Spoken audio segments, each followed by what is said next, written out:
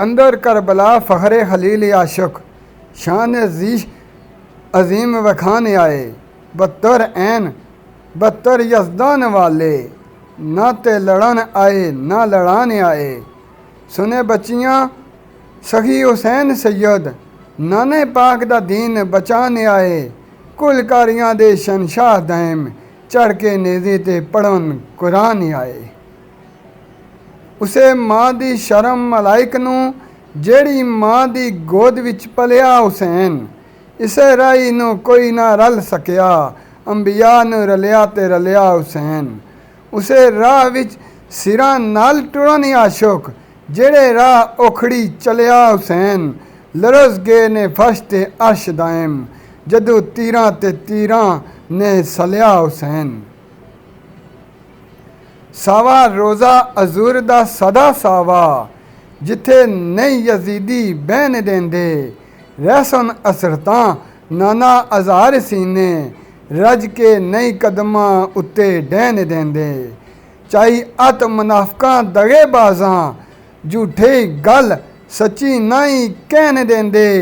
लंबी तस्बी सुक्का कलमा पढ़न वाले दायम नहीं मदीने विच रहने देंदे। है अमीन रसूल अमीन सैयद तुसी दीन ते दीन पनावीओ। ला इला दी तुसी बिनावीओ तुसी शाह भी बादशाह भी हो।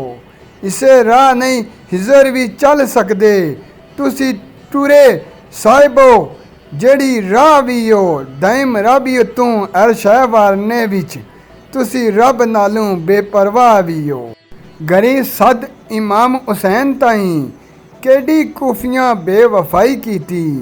उन्हां रूह सिया सिया पोशां जों फर्श ते गंदम नुमाई कीती।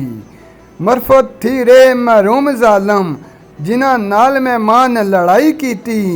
पर खुदा कुर्बानी हुसैन दी तू दायम सारी कुर्बान खुदाई कीती।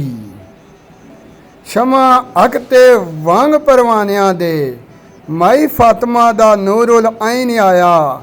सजदा सैयद सर सजदे दा ताज शाही सजदे तले तलवार दे पहने आया। सारी हस्ती दी बस्ती कुर्बान करके उसे सखी दे सखी नूं चैन आया। दायम सिर्फ इस्लाम दी लाज रखन करबला दे विच हुसैन आया।